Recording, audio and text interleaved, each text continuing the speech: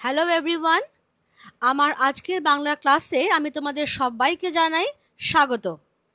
আজকে আমরা পড়ব ক্লাস 10-এর একটি কবিতা যার নাম সিন্ধু তীরে। সিন্ধু তীরের আজকের ভিডিওতে আমরা কবি পরিচিতি, কবিতা রচনার প্রেক্ষাপট এবং যেখান থেকে তোমাদের আছে এটা কিন্তু একটা কবিতা না, এটা একটা কাব্য। পদ্মাবতী বলে একটা কাব্য, সেটার একটা পার্ট তোমাদের আছে। ফলে যেটুকু অংশ আমাদের আছে সেটা তো আমরা ডেফিনেটলি পংক্তি ধরে ধরে বিশ্লেষণ করবই, কিন্তু তার আগে পূর্ব কথা বা পূর্ব প্রসঙ্গ কিন্তু আমাদের একটু আলোচনা করে নিতে হবে। কেমন? চলো তাহলে আমরা স্টার্ট করছি। সিন্ধু তীরে। কবি সৈয়দ আলাওল। সৈয়দ আলাওল সম্পর্কে যেটা জানা যায় সেটা হচ্ছে যে তিনি চট্টগ্রামের আরাকান বা রোসাং রাজসভার বিখ্যাত কবি ছিলেন।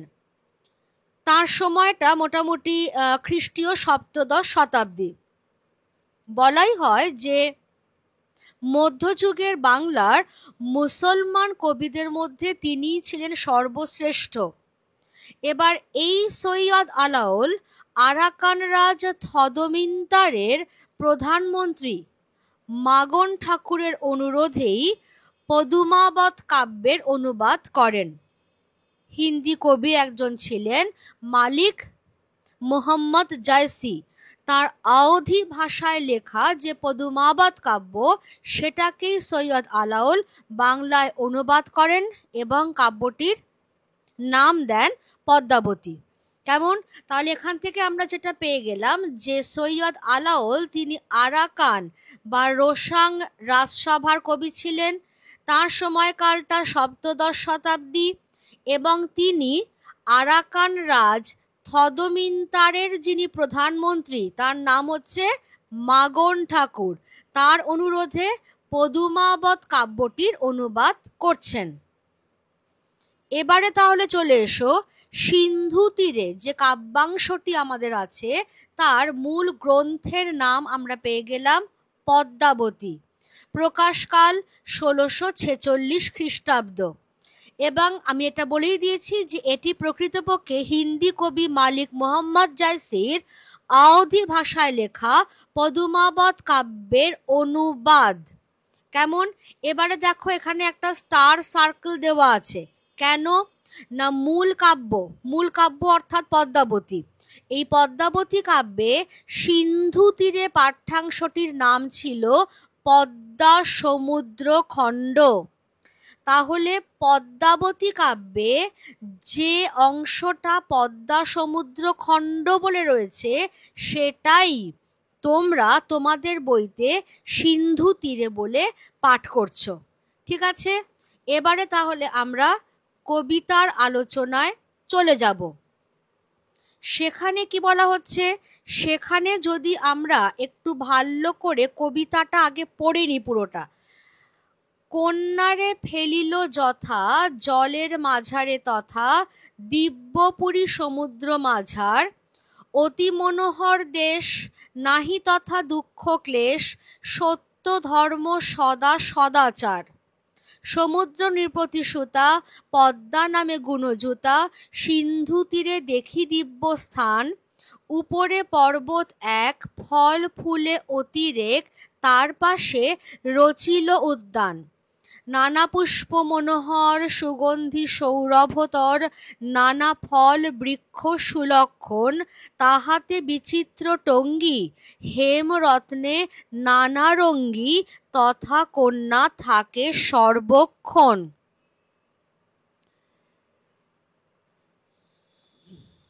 পিতৃপুরে ছিল নিশি নানা সুখে খেলি হাসি, যদি হইল সময় প্রত্যুষ সখীগণ করি সঙ্গে, আসিতে উদ্যানে রঙ্গে সিন্ধু তীরে রহিছে মাঞ্জস।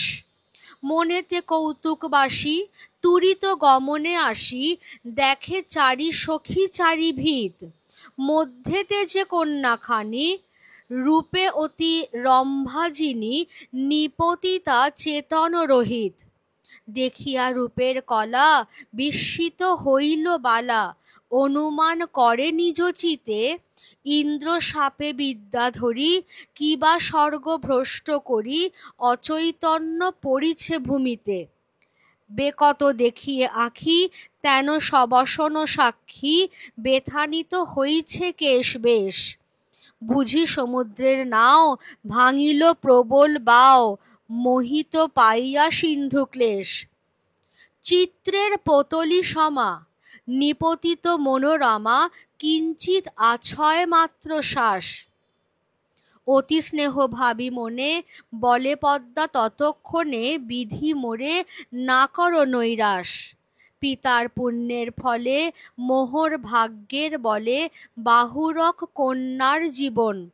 চিকিৎসিমু প্রাণপণ, কৃপা কর নিরঞ্জন, দুঃখিনীরে করিয়া স্মরণ। সখী সবে আজ্ঞা দিল, উদ্যানের মাঝে নিল, পঞ্চজনে বসনে ঢাকিয়া। অগ্নি জ্বালিছে কে গাও, কেহ শিরে কেহ পাও, তন্ত্রে মন্ত্রে মহৌষধি দিয়া। দণ্ডচারী এই মতে, বহু যত্নে চিকিৎসিতে, পঞ্চকন্যা পাইলা চেতন। শ্রীযুত মাগন গুণী, মোহন্ত আরতি শুনি, হীন আলাওল সুরচন। তাহলে এখানে প্রথমেই আমরা যেটা বুঝে নিচ্ছি যে কবিতাটি কিন্তু ত্রিপদী ছন্দে রচিত। ত্রিপদী ছন্দে রচিত। আগেকার দিনের কবিতাগুলো মূলত যেগুলো তোমার প্রাচীন এবং মধ্যযুগের যে কাব্য আমরা পাই সেগুলো মূলত পয়ার বা ত্রিপদী ছন্দে রচিত হতো। পয়ার অর্থাৎ যেখানে দুটো দুটো লাইনে মিল, ত্রিপদী অর্থাৎ যেখানে তিনটে তিনটে লাইনে মিল। কেমন? এবারে তাহলে আমরা একদম গোড়া থেকে শুরু করব, অর্থাৎ একটু প্রসঙ্গটা ধরে নেব। কি হচ্ছে বিষয়টা? বিষয়টা হচ্ছে এটাই যে চিতোরের রাজা রত্নসেন তিনি তার পোষা সুখ পাখির মুখে সিংহল রাজকন্যা পদ্মাবতীর অতুলনীয় রূপ সৌন্দর্যের কথা শুনে তার প্রতি আকৃষ্ট হন এবং সিংহল যাত্রা করেন। খেয়াল রেখো, সিংহল বলতে এখনকার দিনের শ্রীলঙ্কাকে বোঝানো হয়। তাহলে কি হলো? চিতোরের রাজা রত্নসেন তিনি তার পোষা সুখ পাখির মুখে সিংহলের যে রাজকন্যা পদ্মাবতী তার অতুলনীয় রূপ সৌন্দর্যের কথা শুনে তার খুব ভালো লাগছে, আকৃষ্ট হচ্ছেন তিনি এবং তিনি সিংহল অভিমুখে যাত্রা করছেন। পরবর্তীকালে রত্নসেনের সঙ্গেই পদ্মাবতীর বিবাহ সম্পন্ন হচ্ছে। এবার সেই বিবাহের কয়েকদিন পর কি হচ্ছে, সিংহল থেকে চিতোরে ফিরবেন তারা। রাজা রানী সখী সহচর সবাই মিলে ফিরবেন, তারা সমুদ্র পথেই ফিরছেন। এমন সময় সমুদ্রের রোষে পড়লেন রাজা রত্নসেন। সমুদ্রের কোপে পড়ে কি হলো, তারা ভয়াবহ সামুদ্রিক বিপর্যয়ের সম্মুখীন হচ্ছেন। রাজা রত্নসেন, তার সদ্য বিবাহিতা রানী পদ্মাবতী এবং তাঁদের সকল সঙ্গী সাথী ভয়ানক সামুদ্রিক বিপর্যয়ের মুখে পড়ছেন। রাজা রত্নসেন তার যথাসর্বস্ব হারাচ্ছেন, এমনকি তার যে বৃহদাকার যে নৌকা সেটাও ডুবে যাচ্ছে। প্রাণ বাঁচাতে তিনি রানী পদ্মাবতী ও পদ্মাবতীর 4 প্রধানা সহচরী, সহচরী মানে সখী, তাদের কি নাম? চন্দ্রপ্রভা, বিজয়া, রোহিণী আর বিধুর্নলা। এদেরকে নিয়ে তিনি একটা মান্দাসে ভেসে পড়ছেন। মান্দাস বলতে বোঝায় ভেলা। কেমন? তাহলে তাদের যে বৃহদাকার যে নৌকা সেটা সমুদ্রের কোপে পড়ে ডুবে যাচ্ছে। বাধ্য হয়ে তখন রাজা রত্নসেন তার রানী পদ্মাবতী এবং পদ্মাবতীর 4 সহচরীকে নিয়ে একটা ভেলায় ভেসে পড়ছেন। কিন্তু সেখানেও বিপদ, দেখা যাচ্ছে বিশাল ঢেউয়ের আঘাতে সেই মান্দাস ভেঙে দ্বিখণ্ডিত হয়ে যাচ্ছে, দুটো টুকরো হয়ে যাচ্ছে। একটা টুকরোয় রাজা একা স্রোতে ভেসে গেলেন, আর অন্য যে টুকরো মান্দাসটিতে পদ্মাবতী ও তার 4 সখী সমুদ্র বিপর্যয়ে সংজ্ঞাহীন হয়ে ভাসতে ভাসতে সমুদ্র রাজকন্যা পদ্মার প্রাসাদ এবং প্রমোদ কানন সংবলিত এক দ্বীপ ভূমিতে এসে হাজির হচ্ছেন। সেই দ্বীপ ভূমিকেই কবি এখানে বলছেন দিব্যপুরী। তাহলে এইটাই হচ্ছে যে অংশটা আমরা পড়ছি তার ঠিক পূর্ব সূত্রটা, যে ভেলাটাও দুটো ভাগে ভেঙে যাচ্ছে। একটা ভাগে রাজা রত্নসেন ভাসতে ভাসতে কোথায় চলে যাচ্ছেন, আর আরেকটা টুকরোতে রানী পদ্মাবতী এবং তার 4 সখী, আমি নামগুলো আবার বলছি, চন্দ্রপ্রভা, বিজয়া, রোহিণী আর বিধুর্নলা, এই 5 জনে মিলে ভেলার আরেকটা টুকরোতে ভাসতে ভাসতে, তখন তারা অজ্ঞান কিন্তু, কারণ এতটাই সামুদ্রিক ঝড় বৃষ্টি বিপর্যয় যাকে বলে, তাই তারা 5 জনেই অজ্ঞান হয়ে রয়েছেন। ভেলাটা ভাসতে ভাসতে এসে হাজির হচ্ছে সমুদ্রের মাঝখানে একটা দ্বীপ রয়েছে, সেই দ্বীপে বাস করেন সমুদ্র রাজার কন্যা পদ্মা। সেই দ্বীপে তার খুব সুন্দর একটা প্রাসাদ রয়েছে, তার প্রমোদ কানন রয়েছে, সে যেন অপূর্ব এক দিব্যপুরী। সেইখানে এসে সেই মান্দাসটা সেই দ্বীপ ভূমিতে এসে ঠেকছে, যার জন্যই কবি এবার বলছেন কন্যারে ফেলিল যথা জলের মাঝারে তথা দিব্যপুরী সমুদ্র মাঝার। এই লাইনটা আমরা একটু মার্ক করে নেব, কন্যারে ফেলিল যথা। কন্যা বলতে তাহলে এখানে সিংহল রাজকন্যা তথা চিতোরের রানী পদ্মাবতীর কথা বলা হয়েছে। খেয়াল করবে যে 2 জন আছেন, একজন হচ্ছে পদ্মাবতী আর একজন হচ্ছেন পদ্মা। পদ্মাবতী হচ্ছেন সিংহল রাজকন্যা, চিতোরের রানী, আর পদ্মা হচ্ছেন সমুদ্র রাজকন্যা। তাহলে সেই পদ্মাবতী, সংজ্ঞাহীন পদ্মাবতী এবং তার 4 সখীকে নিয়ে মান্দাসটি ভাসতে ভাসতে এসে ঠেকল সমুদ্রের মাঝখানে এক দ্বীপ ভূমিতে, যেন সেটা এক দিব্যপুরী। কেন দিব্যপুরী?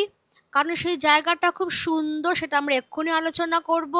সেখানে কোনো দুঃখ ক্লেশ নেই।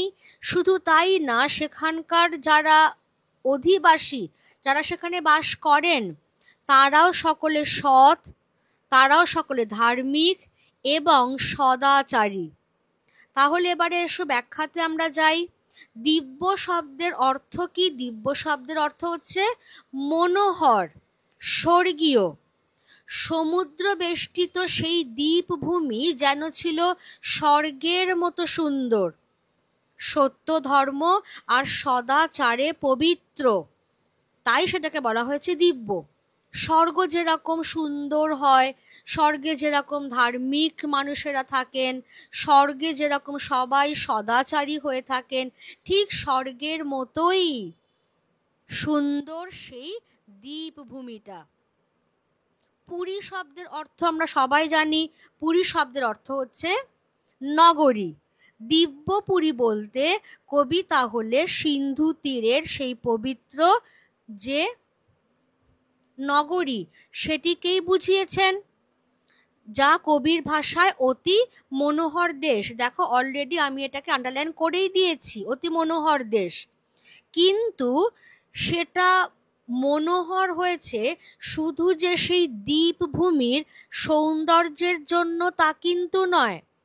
দ্বীপভূমি প্রাকৃতিক শোভা তো আছেই, যা জায়গাটাকে সুন্দর করেছে, কিন্তু সেই সঙ্গে সঙ্গে এখানকার অধিবাসীরা তারা সব সময় সৎ পথে চলেন, সত্য কথা বলেন, ধার্মিক এবং সদাচারী। সব মিলিয়ে সেই দ্বীপভূমির যে প্রাকৃতিক সৌন্দর্য এবং অধিবাসীদের যে সত্যবাদিতা, যে সদাচারী প্রকৃতি, সেটাই এই দ্বীপভূমিকে করে তুলেছে স্বর্গতুল্য, যেখানে কোনো দুঃখ কষ্ট কিছু নেই, এবং সেই জন্যই কখনো তিনি সেটিকে অভিহিত করছেন দিব্যপুরী নামে, কখনো সেটিকে অভিহিত করছেন দিব্য স্থান নামে। হলো। এবারে কি বলা হচ্ছে, উপরে পর্বত এক, ফল ফুলে অতিরেক, তার পাশে রচিল উদ্যান, নানা পুষ্প মনোহর, সুগন্ধি সৌরভতর, নানা ফল বৃক্ষ সুলক্ষণ, তাহাতে বিচিত্র টঙ্গী, হেমরত্নে নানা রঙ্গী, তথা কন্যা থাকে সর্বক্ষণ। তাহলে সেই দ্বীপভূমির ওপরের দিকে রয়েছে ফুল ফলের প্রাচুর্যময় এক পর্বত। সমুদ্র রাজকন্যা পদ্মা সেই দ্বীপের সৌন্দর্যে মুগ্ধ হয়ে পর্বতের পাশেই এক মনোহর প্রমোদ উদ্যান তৈরি করেছেন নিজের জন্য। সেই প্রমোদ উদ্যান নানা ফুলের বাহারে সেজে রয়েছে, তাদের সৌরভে সেটা সুরভিত হয়ে রয়েছে। সেই উদ্যানে শুধু যে নানা ফুলের গাছই আছে তা নয়, সেই উদ্যানে নানা ফলের গাছও আছে, যা সুলক্ষণযুক্ত, অর্থাৎ ঔষধি গুণান্বিত এবং সুউৎপাদনশীল। এই ঔষধি গুণান্বিত বিষয়টা আমাদের পরে কাজে লাগবে। তাহলে কি হলো, যে এই দ্বীপভূমির ওপরের দিকেই একটা পর্বত রয়েছে, সেই পর্বতের পাশে সমুদ্র রাজকন্যা পদ্মা নিজের জন্য একটা খুব সুন্দর প্রমোদ উদ্যান তৈরি করেছেন, কারণ দ্বীপটা এত সুন্দর তার খুব ভালো লেগে গেছে। এবার সেই উদ্যানে কি কি আছে, বিভিন্ন ধরনের ফুলের গাছ আছে, সেই ফুলের সৌরভে চারিদিক সুরভিত হয়ে রয়েছে। নানা ফলের গাছ আছে, যে ফলের গাছগুলো সুলক্ষণযুক্ত, অর্থাৎ ঔষধি গুণ আছে সেগুলোর, এবং খুব ভালো ফল হয় সেই গাছগুলোতে। এবার এই উদ্যানের মাঝখানেই রাজকন্যা পদ্মা তিনি স্বর্ণ রত্ন দিয়ে তার প্রাসাদ তৈরি করিয়েছেন। দেখো এখানে বলাই হয়েছে হেম রত্নে নানা রঙ্গী, আর টঙ্গী কথাটা, টঙ্গী মানে হচ্ছে প্রাসাদ। আমি সমস্ত ওয়ার্ড মিনিং একটু পরেই দিয়ে দেব, আগে ভালো করে বুঝে নিই আমরা। টঙ্গী মানে হচ্ছে প্রাসাদ। তাহলে এবার সেইখানেই, সেই দ্বীপভূমিতেই সমুদ্র রাজকন্যা পদ্মা সোনা এবং নানা বহু মূল্যবান রত্ন দিয়ে এক প্রাসাদ বানিয়েছেন। প্রাসাদের ঔজ্জ্বল্য এবং তার সৌন্দর্যের ছটায় চারিদিক আলোকিত। এই যে দেখো, নানা রঙ্গী, অর্থাৎ বহু বর্ণে শোভা পাচ্ছে এমন, কারণ সোনার প্রাসাদ, এবং সেই সোনার প্রাসাদে নানা মূল্যবান রত্ন খচিত রয়েছে। ফলে সেই সোনার ঝলমলে রং এবং বহুবিধ রত্নের যে বহুবর্ণ, সেই ঔজ্জ্বল্য, সেই সৌন্দর্যের ছটায় চারিদিক আলোকিত হয়ে রয়েছে।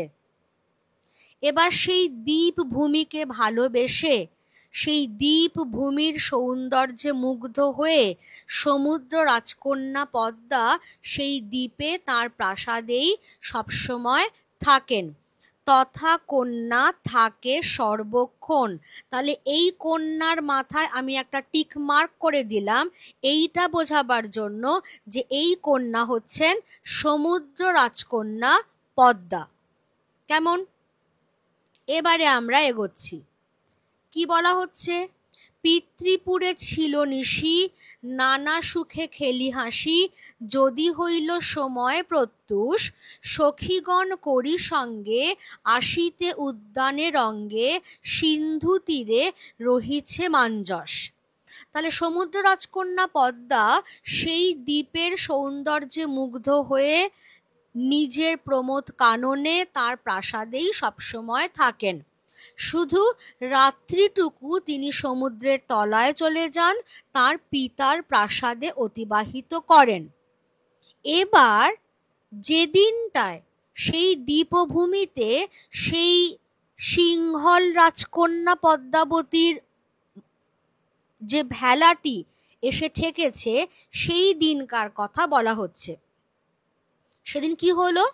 সৌন্দর্য পিয়াসী সহৃদয়া সমুদ্র রাজকন্যা পদ্মা তিনি তার পিতার প্রাসাদে নানান সুখে হাসি খেলায় রাত্রি যাপনের পর ভোরবেলায় সখীদের নিয়ে ফিরছেন নিজের প্রমোদ কাননে, নিজের প্রাসাদে। এমন সময় তিনি সমুদ্রের তটে রানী পদ্মাবতীর ভেসে আসা মান্দাসটি দেখতে পাচ্ছেন। এখানে একটু আমাদের যেটা খেয়াল করতে হবে সেটা হচ্ছে, দেখো একটা শব্দ পাবে তোমরা, মাঞ্জস। মাঞ্জস কথার অর্থ হচ্ছে মান্দাস অর্থাৎ ভেলা। তাহলে ভোরবেলায় রাজকন্যা পদ্মা যখন সখীদের নিয়ে প্রমোদ উদ্যানে নিজের প্রাসাদে ফিরছেন, সেই সময় তার চোখে পড়ল যে সমুদ্রের তটে একটা ভেলা যেন এসে আটকে রয়েছে। তখন কি হচ্ছে? মনেতে কৌতুকবাসী তুরিত গমনে আসি, দেখে চারি সখী চারি ভিত, মধ্যেতে যে কন্যাখানি রূপে অতি রম্ভাজিনী, নিপতিতা চেতন রহিত, দেখিয়া রূপের কলা বিস্মিত হইল বালা, অনুমান করে নিজ চিতে, ইন্দ্র শাপে বিদ্যা ধরি, কিবা স্বর্গ ভ্রষ্ট করি, অচৈতন্য পড়িছে ভূমিতে। তাহলে এবার সেই ভেলাটি তিনি দেখতে পেলেন। কৌতূহল বশত তিনি তার সখীদের নিয়ে তাড়াতাড়ি করে সেই ভেলার কাছে এলেন এবং সেখানে এসে তিনি কি দেখলেন? যে সেই ভেলাটির চারিদিকে চার অচেনা অচেতনা যুবতী পড়ে রয়েছেন। মাঝখানের যে জন, পঞ্চম জন, সেই যুবতী অতুলনীয় রূপবতী, রম্ভা অর্থাৎ স্বর্গের অপ্সরা। স্বর্গের অপ্সরা রম্ভার রূপও যেন সেই অচেতনা পঞ্চম যুবতীর রূপের কাছে হার মেনে যায়। সেই রূপ লাবণ্যে বিমোহিতা হয়ে যাচ্ছেন রাজকন্যা পদ্মা। দেখো, দেখিয়া রূপের কলা বিস্মিত হইল বালা। বালা কথাটির মানে হচ্ছে মেয়ে, অর্থাৎ চিতরের রানী পদ্মাবতীর রূপ সৌন্দর্য দেখে সমুদ্র রাজকন্যা পদ্মা বিমোহিত হয়ে যাচ্ছেন, বিস্মিত হয়ে যাচ্ছেন যে কোনো মানুষের এমন রূপ হওয়া সম্ভব। এ যেন স্বর্গের অপ্সরা রম্ভার রূপ সৌন্দর্যকেও হার মানায়। তিনি তখন অনুমান করছেন যে এই কন্যা কোনো সাধারণ কন্যা নন, ইনি নিশ্চয়ই স্বর্গের কোনো বিদ্যাধরী।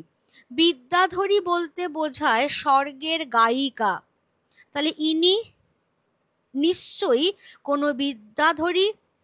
দেবরাজ ইন্দ্রের অভিশাপে স্বর্গভ্রষ্ট হয়ে এই মর্তলোকের দ্বীপ ভূমিতে অচেতনা হয়ে তিনি পতিত হয়েছেন। ক্লিয়ার? বেকত দেখিয়ে আঁখি তেন সবসন সাক্ষী, বেথানিত হইছে কেশ বেশ, বুঝি সমুদ্রের নাও ভাঙিল প্রবল বাও, মোহিত পাইয়া সিন্ধু ক্লেশ। তাহলে বেকত কথাটার মানে হচ্ছে ব্যক্ত বা প্রকাশিত, অর্থাৎ তার চোখ ঠিকরে বেরিয়ে আসছে, তার বসন সমস্ত বিস্রস্ত বসন, অর্থাৎ এলোমেলো হয়ে রয়েছে। বেথানিত, বেথানিত কথাটার মানেও তাই, বিস্থানিত অর্থাৎ কিনা এলোমেলো, অর্থাৎ তার এই যে এলোমেলো হয়ে থাকা কেশ, তার বেশভূষা, তার চোখ ঠিকরে যেন বেরিয়ে আসছে, এই সমস্ত দেখেই সমুদ্র রাজকন্যা পদ্মা অনুমান করছেন যে প্রবল বাতাসের ধাক্কায় সমুদ্রে তাদের নৌকাডুবি হয়েছে এবং সেই বিপর্যয়ই এই কন্যা এবং তার 4 সখী তারা চেতনা হারিয়েছেন।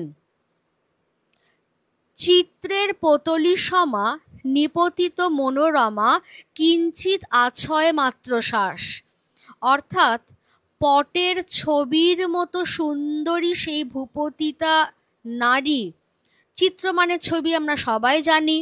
পতলি মানে পুতুল, এখানে ধরে নিতে পারো মূর্তি, অর্থাৎ ছবি যেরকম স্থির, মূর্তি যেরকম স্থির, সেই রকম পটের ছবির মতো, অর্থাৎ যেরকম ছবি, যেরকম রূপ একমাত্র ছবিতেই দেখা যায়, বাস্তবে দেখাই যায় না। তো পটের ছবির মতো অসামান্য সুন্দরী সেই ভূপতিত কন্যার কিছু শ্বাস তখনও বাকি আছে, মানে কন্যাটি এখনো বেঁচে আছেন। তাহলে এইগুলো অর্থগুলো আমি সব দিয়ে দেব। নাও কথাটার মানে হচ্ছে নৌকা, আর বাও কথাটার মানে হচ্ছে বাতাস। খুব এমসিকিউতে আসে বাতাস, ঝড় ইত্যাদি। তোমরা চট করে বুঝে নিতে পারবে যে বাও বা দিয়ে শুরু হচ্ছে, বাতাসটাও বা দিয়ে শুরু হচ্ছে, তাই বাও মানে হচ্ছে বাতাস। তাহলে এই পটের ছবির মতো সুন্দরী যে মেয়েটি, অচৈতন্যা যে মেয়েটি, যার রূপ স্বর্গের অপ্সরা রম্ভাকেও হার মানায়, তখনও তার কিছু শ্বাস বাকি আছে। অতি স্নেহ ভাবি মনে বলে পদ্মা ততক্ষণে বিধি মোরে না করো নৈরাশ, পিতার পুণ্যের ফলে মোহর ভাগ্যের বলে বাহুরক কন্যার জীবন, চিকিৎসিমু প্রাণপণ কৃপা কর নিরঞ্জন দুঃখিনীরে করিয়া স্মরণ। তাহলে আমরা একটু আগে যেটা আলোচনা করছিলাম যে সমুদ্র রাজকন্যা পদ্মা তিনি যেমন সৌন্দর্য পিয়াসী, সেজন্যেই এই দ্বীপ ভূমির সৌন্দর্য তাকে মুগ্ধ করেছে, সেই জন্যেই রানী পদ্মাবতীর সৌন্দর্যে তিনি বিমোহিতা হয়েছেন। একই সঙ্গে রাজকন্যা পদ্মা কিন্তু সহৃদয়া, সেই জন্যেই তিনি যখন দেখছেন যে এই মেয়েটি এখনো বেঁচে আছে, তখন পরদুঃখ কাতরা পদ্মার মনে এই অচেনা অচেতনা কন্যাটির প্রতি অপরিসীম স্নেহের উদ্রেক হলো। তিনি নিজের মনে মনেই কি বললেন, হে বিধাতা, আমাকে নিরাশ করো না, আমার পিতার পুণ্য ফলে এবং আমার ভাগ্য বলে এই কন্যার প্রাণ ফিরে আসুক। আমি প্রাণপণে এই কন্যার চিকিৎসা এবং সেবা করব। এই বলে তিনি পরমাত্মার কৃপা প্রার্থনা করলেন। তাহলে এই অর্থগুলো সব আমাদের দরকার হবে।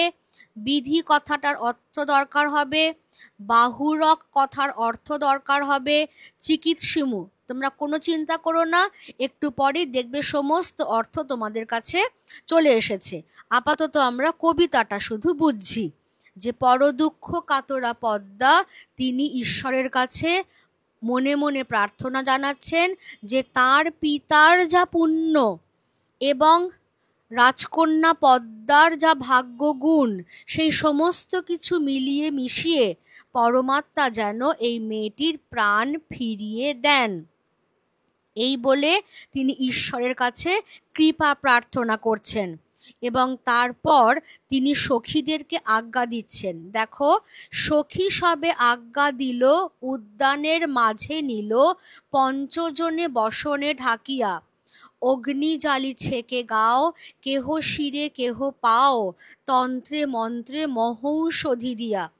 তাহলে তিনি প্রথমে ঈশ্বরের কাছে কৃপা প্রার্থনা করে নিলেন, তারপরেই তিনি বলেই নিলেন যে আমি প্রাণপণে এই কন্যার চিকিৎসা এবং সেবা করব, শুধু তুমি আমার সহায় হও, তুমি এই কন্যার প্রাণ ফিরিয়ে দাও।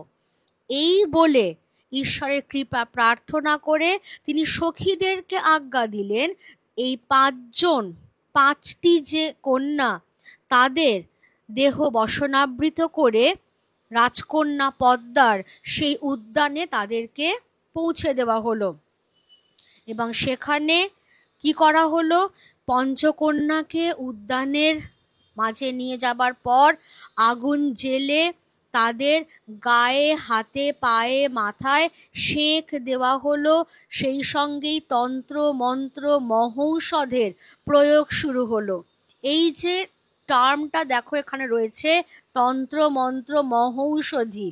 আমি একটু আগে পড়াতে পড়াতে বলছিলাম না যে উদ্যানে যে বিভিন্ন ফলের গাছ রয়েছে, সেই ফলের গাছগুলো সব ঔষধি গুণান্বিত। কেমন? তাহলে সেখান থেকেই কিন্তু এই যে ঔষধি গুণান্বিত ফল পেয়ে যাচ্ছেন রাজকন্যা পদ্মা। তাহলে সখীদেরকে তিনি আজ্ঞা দিচ্ছেন 5 অচেতনা যুবতীকে ভালো করে বসনাবৃত করে তিনি নিজের উদ্যানে নিয়ে যাচ্ছেন। সেখানে আগুন জ্বেলে, কারণ ঠান্ডা হয়ে গেছে গা হাত পা, এত ভয়ানক সামুদ্রিক বিপর্যয়ের সম্মুখীন হয়েছেন তারা। সেই জন্যে আগুন জ্বেলে ভালো করে গায়ে, হাতে, পায়ে, মাথায় সেঁক দেওয়া হচ্ছে এবং সেই সঙ্গে সঙ্গেই তন্ত্র মন্ত্র মহৌষধের প্রয়োগ শুরু করছেন। এইভাবে 4 দণ্ড, 1 দণ্ড মানে হচ্ছে 24 মিনিট, তাহলে 3 24 72 মিনিট। কেমন? 4 দণ্ড ধরে এমন যত্ন ও চিকিৎসার ফলশ্রুতি রূপে পঞ্চকন্যা চেতনা ফিরে পাচ্ছেন। পঞ্চকন্যা পাইলা চেতন। কেমন? ক্লিয়ার সবার কাছে? দণ্ডচারী কথাটাও আমরা দেখে নিলাম।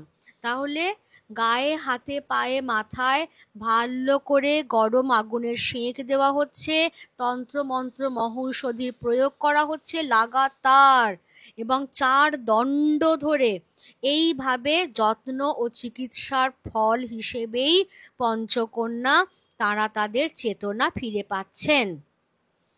এবার এই যে অংশটা, এই অংশটাকে বলা হয় ভণিতা অংশ। ভণিতা অর্থাৎ প্রাচীন এবং মধ্যযুগের কাব্যে যে অংশে কবিরা আত্মপরিচয় দান করতেন, সেই অংশটাকে বলা হয় ভণিতা। এখানে কবি সৈয়দ আলাওল কি বলছেন? শ্রীযুত মাগন গুণী, মাগন নামটা পেয়ে গেলাম, মহন্ত আরতি শুনি হীন আলাওল সুরচন। অর্থাৎ গুণী ব্যক্তি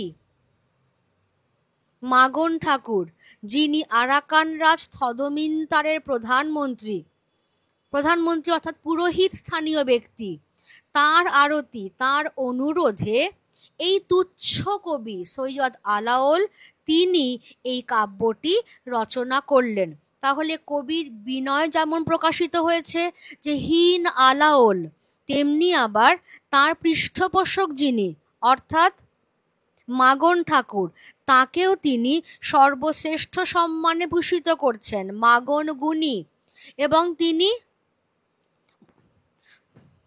মহন্ত অর্থাৎ পুরোহিত অর্থাৎ রাজা থদমিন্তারের প্রধানমন্ত্রী, তার অনুরোধেই এই তুচ্ছ কবি আলাওল তিনি পদ্মাবতী কাব্যটি রচনা করছেন, যেটি আসলে একটি অনুবাদ কাব্য, হিন্দি কবি মালিক মোহাম্মদ জায়সির পদুমাবত কাব্যের অনুবাদ।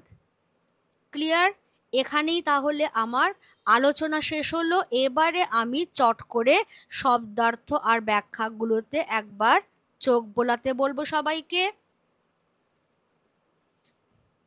মাঝারে মানে মাঝে বা মধ্যে, তথা মানে সেখানে, দিব্য মানে হচ্ছে স্বর্গীয়, সমুদ্র মাঝার মানে হচ্ছে সমুদ্রের মাঝখানে, মনোহর মানে সুন্দর, ক্লেশ মানে কষ্ট, সদাচার মানে সৎ আচার আচরণ, সমুদ্র নৃপতি মানে সমুদ্রের রাজা, গুণযুতা মানে হচ্ছে গুণযুক্তা, সিন্ধু তীরে মানে সমুদ্রের তীরে, দিব্যস্থান মানে স্বর্গীয় জায়গা, অতিরেক অর্থাৎ কিনা প্রচুর, রচিল মানে তৈরি করলো, সৌরভতর অর্থাৎ যে ফুলের গাছগুলো হয়েছে সেখানে রাজকন্যা পদ্মার উদ্যানে, সেগুলো খুবই খুবই সুগন্ধযুক্ত। তাই বলা হচ্ছে সৌরভতর। টঙ্গী মানে প্রাসাদ, পড়াতে পড়াতেই বলেছিলাম। হেম রত্নে অর্থাৎ সোনা ও নানা রত্নাদিতে, সেইটা দিয়ে বানানো হয়েছে সেই প্রাসাদটা। নানা রঙ্গী, বহু বর্ণে শোভা পাচ্ছে এমন।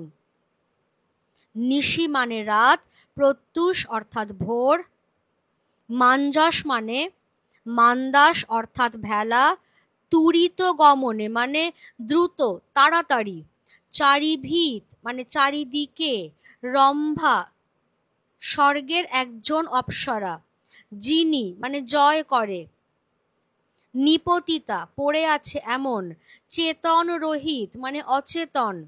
কলা মানে শ্রেষ্ঠত্ব, যে বলা হয়েছে না রূপের কলা, অর্থাৎ রূপের শ্রেষ্ঠত্ব, মানে এত অপরূপ রূপলাবণ্য যা সাধারণ কোনো মানবীর দেখাই যায় না, তাই কলা অর্থাৎ শ্রেষ্ঠত্ব। বালা মানে হচ্ছে মেয়ে, এখানে বালা বলতে সমুদ্র রাজকন্যা পদ্মাকে বোঝানো হয়েছে। বিদ্যাধরী বলতে বোঝায় স্বর্গের গায়িকা। বেকত মানে ব্যক্ত বা প্রকাশিত, ঠিকরে বেরিয়ে আসছে এই রকম।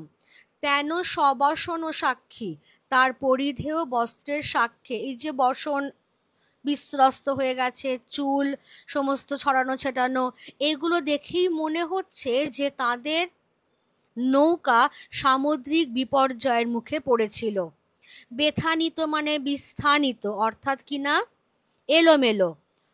হয়েছে হয়েছে। নাও মানে হচ্ছে নৌকা, বাও মানে বাতাস। সিন্ধু ক্লেশ মানে সমুদ্রের দ্বারা সৃষ্ট যে কষ্ট, সমুদ্রের যে কষ্ট দিয়েছে। চিত্রের মানে ছবির। পুতলি মানে পুতুল অর্থাৎ মূর্তি। সোমা মানে সমান, চিত্রের পুতলি সমা অর্থাৎ পটের ছবির মতো সুন্দর এই কন্যা। আছয় আছে। বিধি মানে বিধাতা। নৈরাশ মানে হচ্ছে নিরাশ। মোহর মানে আমার, পিতার পুণ্য ফলে মোহর ভাগ্যের বলে। তাহলে পিতার পুণ্য ফল এবং আমার ভাগ্য বল, এই দুই মিলে ঈশ্বর যেন এই কন্যার প্রাণ ফিরিয়ে দেন। বাহুরক কথাটির মানে হচ্ছে ফিরে আসুক। চিকিৎসিমু অর্থাৎ চিকিৎসা করব। এবং পরেরটা যেটা রয়েছে দেখো, নিরঞ্জন মানে ঈশ্বর। ছেকে গাও, গায়ে সেঁক দেওয়া। মহৌষধি ভেষজ গুণ সম্পন্ন উদ্ভিদ। দণ্ডচারী মানে চার দণ্ড, এক দণ্ড মানে এইমাত্র বলে দিলাম 24 মিনিট। এক দণ্ড মানে হচ্ছে 24 মিনিট। এরকম 4 দণ্ড ধরে টানা সেবা যত্ন এবং চিকিৎসা করে যাওয়া হচ্ছে। এরপরে আসছে দেখো মাগন, আরাকান রাজ থদমিন্তারের প্রধানমন্ত্রী মাগন ঠাকুর, যার অনুরোধে কবি অর্থাৎ সৈয়দ আলাওল তিনি পদ্মাবত কাব্যের অনুবাদটি করছেন। মহন্ত মানে আমি বলেই দিলাম পুরোহিত। ঠিক আছে, সবাই তাহলে বুঝতে পেরে গেছো কবিতাটার লাইন বাই লাইন আলোচনা হয়ে গেল এবং আমি শব্দার্থ, কবি পরিচিতি, কাব্য পরিচিতি সমস্ত কিছুই ডিটেলে দিয়ে দিলাম। আজকের ক্লাস আমার এখানেই শেষ। সকলেই খুব ভালো করে পড়াটা করে রাখবে, চ্যানেলটা সাবস্ক্রাইব করে রাখবে। যারা করে রেখেছো তারা একটু বেল আইকনটা প্রেস করে রেখো, যাতে যখনই আমার ভিডিওগুলো বেরোবে তোমাদের কাছে সেগুলো চলে আসে। কেমন? আজ তাহলে এখানেই থাকছে। এর সঙ্গেই দেখবে এর ওপরে যে ইম্পর্টেন্ট কোয়েশ্চেন আনসার হতে পারে, এমসিকিউ, এসএকিউ বা ব্রড কোয়েশ্চেন্স, সেটারও লিঙ্ক দেওয়া থাকছে। সেখানে গিয়ে ক্লিক করলেই তোমরা পরবর্তী যে ভিডিওটা সেটা দেখতে পারবে। আজকে তাহলে আমি এখানেই আমার ক্লাস শেষ করছি। Thank you everybody.